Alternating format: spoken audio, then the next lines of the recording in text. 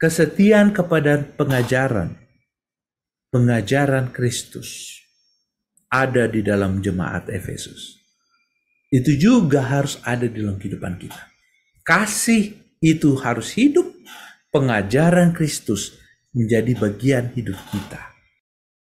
Yesus menjadi pemersatu kita. Yesus adalah sumber doktrin kita. Alkitab menjadi dasar semuanya dalam kehidupan kita. Jangan dengan kata pendeta A, kata pendeta B.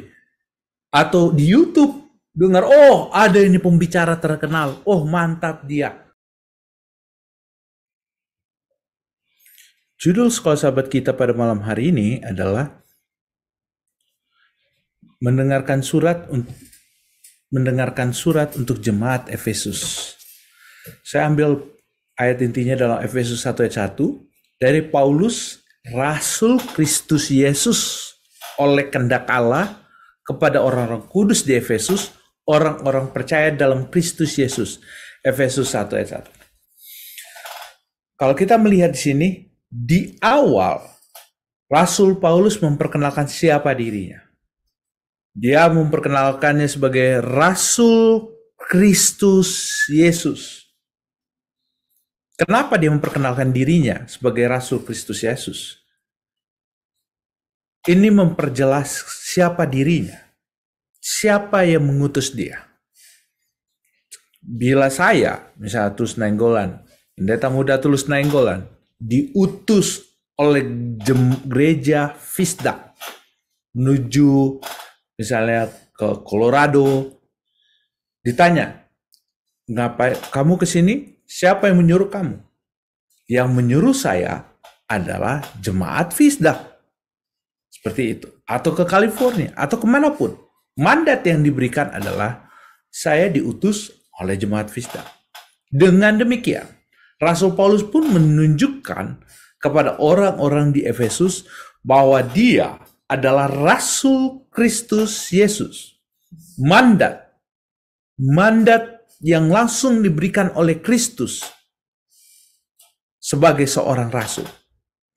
Sama sebagaimana dengan rasul yang lainnya yang telah 11 rasul yang lainnya yang telah hidup bersama dengan Yesus 3,5 tahun. Dengan demikian, Paulus sudah juga bertemu dengan Yesus tatap muka. Pada saat dia berada di perjalanannya menuju Damsyik. Dengan demikian dia diangkat menjadi rasul. Dia mampu mengatakan dia adalah Rasul Kristus Yesus karena dia sudah bertatap muka dengan Yesus sendiri. Dan memperkenalkan siapa mengutus dia, yaitu Kristus sendiri. Oleh, apa dibilang? Oleh kehendak Allah. Oleh kehendak Allah. Hanya kehendak Allah, kehendak Bapa. Melalui Kristus Yesus, dia dapat menjadi seorang rasul. Karena apa? Sebelumnya dia adalah orang yang sangat mengejar orang-orang Kristen, menganiaya orang-orang Kristen. Namun berbalik menjadi rasul. Itu semua adalah karena kehendak Allah. Dan untuk orang-orang kudus di Efesus, apakah khusus untuk orang Efesus? Ini menjelaskan dia menjadi rasul bukan hanya untuk orang Yahudi, tapi untuk semua orang. Khususnya untuk orang Efesus. Khususnya untuk orang-orang Efesus. Dan ditutup dengan kata orang-orang percaya dalam Kristus Yesus. Siapa yang percaya kepada Yesus Kristus, dia adalah rasul yang diutus untuk mereka. Jadi tidak ada golongan. Tidak ada golongan. Orang Yahudi atau saya adalah rasul untuk orang Yahudi atau rasul untuk orang Yunani. Tidak. Untuk semua golongan. Untuk siapa-siapa. Dengan syarat siapa yang percaya kepada Kristus Yesus. Dengan ini, dengan awalan penjelasan ini, kita dapat mengetahui apa isi daripada surat untuk jemaat Efesus. Kita akan lihat satu persatu. Apa isi surat kitab Efesus secara keseluruhan? Poin pertama, tadi dibilang Paulus itu adalah rasul dari Kristus Yesus yang diutus. Maka kita akan lihat Paulus diutus oleh Kristus untuk menyatakan kepada semua umat-umat Tuhan pada zaman itu, baik untuk orang Yahudi maupun untuk orang Yunani, bahwa tidak ada perbedaan orang Yahudi atau Yunani. Tidak ada. Semuanya satu kesatuan. Efesus 2 ayat 22 katakan, di dalam Dia kamu juga turut dibangun menjadi tempat kediaman Allah di dalam roh. Di dalam Kristus kamu adalah bangunan tempat kediaman Allah di dalam roh. Kamu adalah bangunan Allah. Satu kesatuan, sebagai satu kesatuan, satu bangunan. Dicontohkan bagaimana bangunan itu menjadi satu kesatuan. Dicontohkan dalam hubungan keluarga. Dalam Efesus 5 ayat 22 sampai 23. Hai istri, tunduklah kepada suami seperti kepada Tuhan. Karena suami adalah kepala istri sama seperti Kristus adalah kepala jemaat. Dialah yang menyematkan tubuh. Jadi istri tunduklah kepada suami seperti kepada Tuhan. Artinya istri tunduk kepada suami seperti kepada Tuhan. Karena apa? Karena suami kepala istri. Suami adalah kepala rumah tangga. Tapi ingat, suami itu adalah kepala rumah tangga. Seperti Kristus adalah kepala jemaat. Artinya istri tunduk sama seperti istri tunduk kepada Yesus. Karena Yesus, jemaat itu adalah istri Kristus. Kepala jemaat. Sebagai suami adalah kepala rumah tangga. Jika istri mengasihi Kristus, maka istri pun akan tunduk kepada suaminya selama suami itu mengikut Kristus seperti kepada Tuhan. Kita lihat apalagi perbandingannya dalam Efesus 5 ayat 26. Hai suami, kasihilah istrimu. Jadi dikatakan tadi istri tunduk kepada suami karena sama seperti apa? Jemaat tunduk kepada apa? Kristus. Nah kali ini suami kasihilah istrimu. Kenapa? Suami harus kasih seperti Kristus telah mengasihi jemaatnya dan telah menyerahkan dirinya. Artinya suami harus mengasihi istrinya seperti Kristus mengasihi jemaat, mengorbankan dirinya. Jika istri mengasihi Kristus, maka dia tunduk kepada suami. Maka bila suami mengasihi Kristus, maka suami itu akan mengasihi istrinya. Jemaat pun demikian.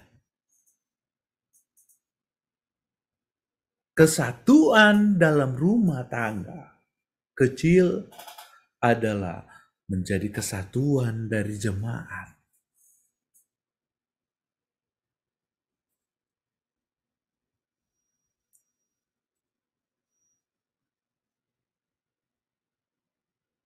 Apalagi contoh yang lain. Hai anak-anak, taatilah orang tuamu di dalam Tuhan, karena haruslah demikian. Hormatilah ayahmu dan ibumu. Ini adalah suatu perintah yang penting seperti yang nyata dari janji ini, supaya kamu berbahagia dalam panjang umurmu di bumi. Efesus 6 ayat 1-3. Jadi, Rasul Paulus menggambarkan rumah tangga sebagai apa? Sebagai jemaat itu. Jemaat yang menjadi satu kesatuan.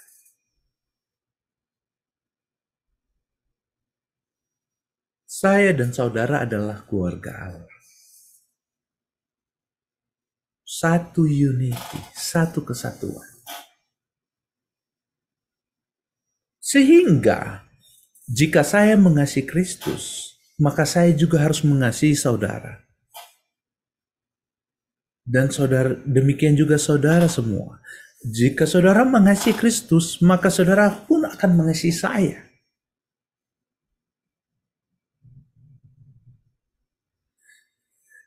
Dan bila kita mengasihi Kristus, kita akan menjadi satu kesatuan yang begitu kuat, karena yang menyatukan sebagaimana rumah tangga disatukan, yang menyatukan menjadi ikatan dalam rumah tangga itu adalah Kristus, maka begitu juga jemaat akan menjadi satu kesatuan kuat, karena yang mengikat itu bukan kepentingan, bukan satu tujuan,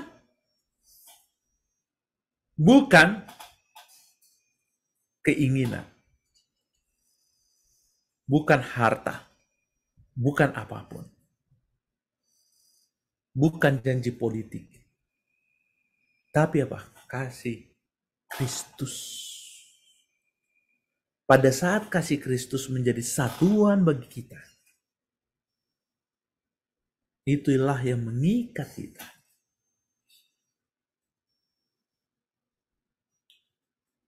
Kalau kepentingan membuat kita menjadi satu kesatuan, maka bila ada perbedaan kepentingan, itu akan berpisah. Bila politik menjadikan satu kesatuan bagi kita, maka pada saat berbeda pandangan politik, maka kita pun akan berpisah. Bila keinginan kita menjadi kesatuan bagi kita, maka pada suatu saat nanti kita akan berpisah karena berbeda keinginan. Tapi bila Kristus yang menyatukan kita, karena saya dan saudara sama-sama mengasihi Kristus, maka Kristus akan mengikat kita menjadi satu kesatuan. Sebagaimana ayah, ibu, dan anak dapat menjadi satu kesatuan kasih dalam rumah tangga. Karena ketiga-tiganya sama-sama mengasihi Kristus. Paulus menasihati jemaat Efesus.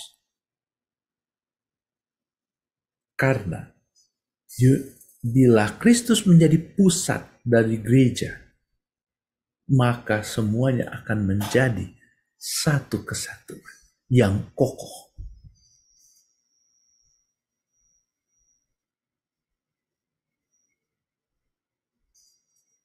Satu pengharapan.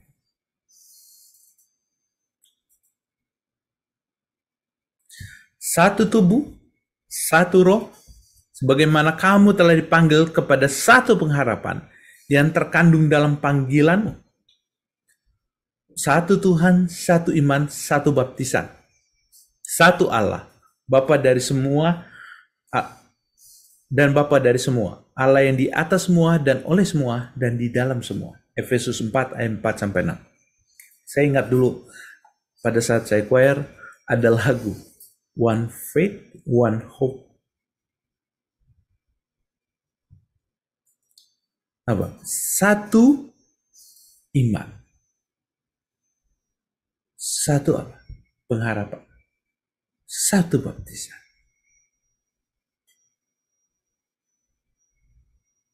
Bila kita melihat ini semua, kita diikat satu doktrin. Kita memiliki satu Tuhan, satu iman, satu baptisan, satu Allah, satu Bapa. Semuanya adalah satu. Karena kita menjadi satu kesatuan. Dasar doktrin kita hanyalah Alkitab. Di luar Alkitab, itu adalah penipuan setan. Dan pengharapan kita hanya satu. Pengharapan kita, akan kita lihat, pengharapan kita adalah Dalam Efesus 1 ayat 18 katakan, supaya ia menjadikan mata hatimu terang agar kamu mengerti pengharapan apakah yang terkandung dalam panggilannya, betapa kayanya kemuliaan bagi yang ditentukan bagi orang-orang kudus. Pengharapan yang begitu kaya, pengharapan yang begitu hebat. Di dalam siapa pengharapan itu?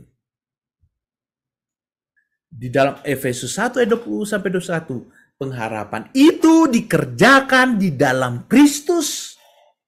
Pengharapan itu hanya di dalam Kristus. Tidak ada di luar Kristus. Hanya di dalam Kristus. Membangkitkan dia dari antara mati. Dan mendudukan dia di sebelah kanannya.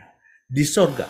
Jauh lebih tinggi dari segala pemerintah, penguasa, kekuasaan, dan kerajaan. Dan tiap-tiap nama dapat disebut bukan hanya di dunia ini saja, melainkan juga di dunia yang akan datang. Artinya, hanya satu pengharapan di dalam Kristus, dan semua doktrin yang di dalam gereja itu berdasarkan apa yang Kristus sudah ajarkan. Sampai Maranatha. Sampai Maranatha. Jika Kristus sendiri berhari Sabat, kenapa kita harus berhari yang lain? Kenapa kita pilih hari lain, sedangkan Yesus dengan kebiasaannya berhari Sabat? Berarti kalau ada hari lain orang berbakti, itu tidak sesuai dengan apa yang Paulus katakan. Satu iman, satu baptisan. Yesus dibaptiskan, diselamkan. Kenapa ada orang lain dibaptis, di bendera, dipercik? Saya sangat senang dengan, saya sering memperhatikan apa yang terjadi di Indonesia, khususnya baru-baru ini yang terjadi dengan apa yang dikatakan oleh Ganjar pada saat dia berpidato. Semua sudah diperintahkan oleh Ibu Megawati. Satu tujuan. Pada saya mendengar itu satu barisan. Dengan demikian, kita pun dikomando, kalau PDP Perjuangan dikomando oleh Ibu Megawati, kita dikomando bukan oleh manusia, dikomando langsung oleh Kristus. Satu barisan. Rapatkan barisan kita, karena kita punya doktrin apa yang Yesus ajarkan, yang Yesus hidupkan. Apa yang Yesus hidupkan? Dia hidup memelihara hari Sabat. Bukan hari yang lain. Dia dibaptis dengan diselamkan, bukan cara yang lain.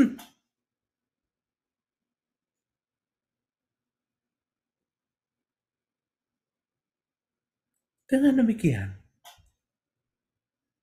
kita satu barisan dengan komando kita. Siapa komando kita?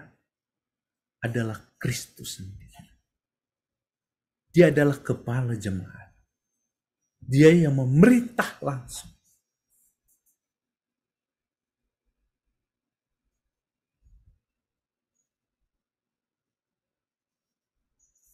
Poin yang terakhir. Poin ketiga.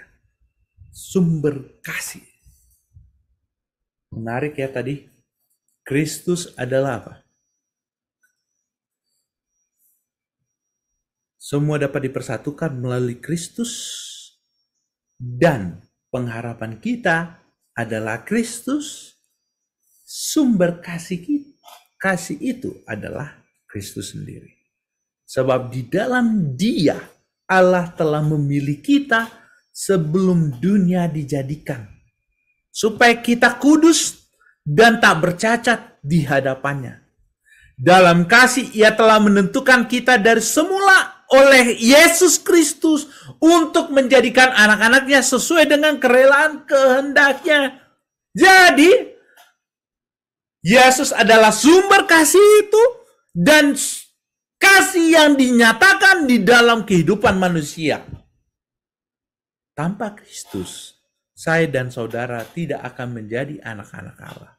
Tanpa Kristus, kita tidak pernah memiliki pengharapan. Tapi karena Kristus, kita diangkat menjadi anak-anak Allah.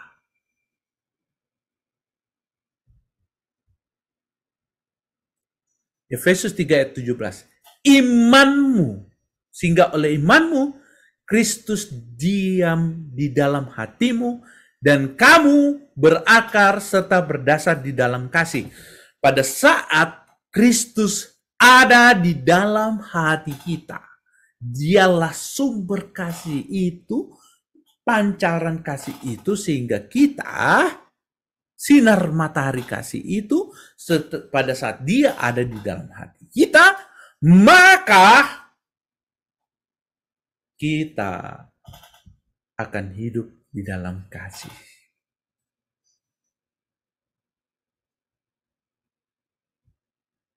Jika poin pertama, Kristus adalah penyatu. Poin kedua, Kristus adalah pengharapan dan panduan doktrin kita.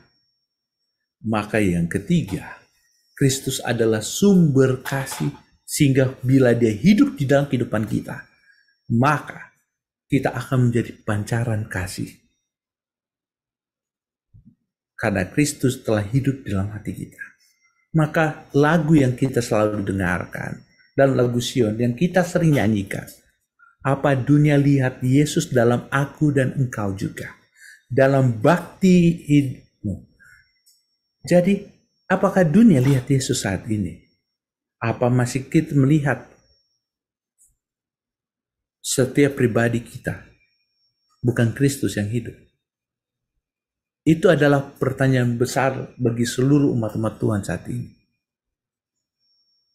Apakah yang selama ini kita pelajari itu hanyalah sebuah doktrin yang dogma yang kita hanya dengar dan kita tidak hidupkan?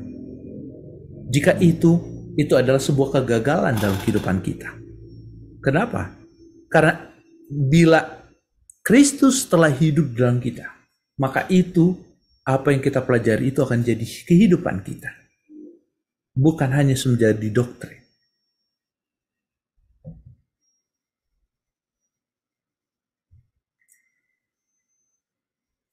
Pada akhirnya, dalam Wahyu 2 ayat 4 mengatakan, namun demikian aku mencela engkau.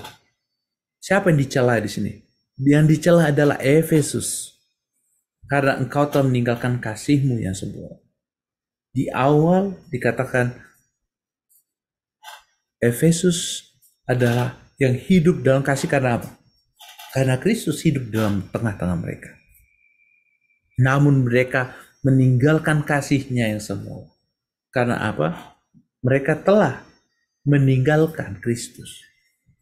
Namun ada poin yang sangat penting yang masih tersimpan di dalam Wahyu 2 ayat 6 mengatakan, tetapi ini yang ada padamu, engkau membenci segala perbuatan pengikut Nikolaus yang juga aku benci. Kesetiaan kepada pengajaran.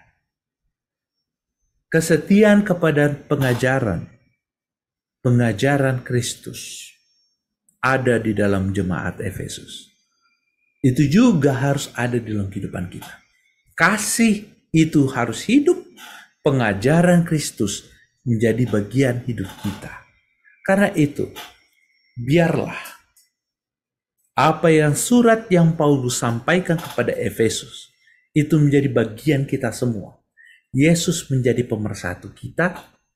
Yesus adalah sumber doktrin kita. Alkitab menjadi dasar semuanya dalam kehidupan kita.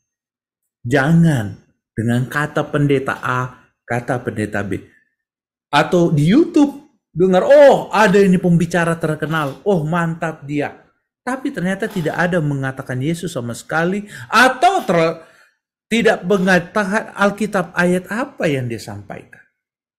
Berarti yang disampaikan itu adalah omong-omong doang saja. Tidak firman Tuhan yang disampaikan. Hanya lelucon yang ditampilkan. Sedangkan apa yang harus kita sampaikan bukan itu. Yang kita sampaikan, yang kita nyatakan, dasar ajaran kita adalah Kristus. firman yang hidup. Firman Allah harus menjadi dogma kita, bukan yang lain. Dan juga apa?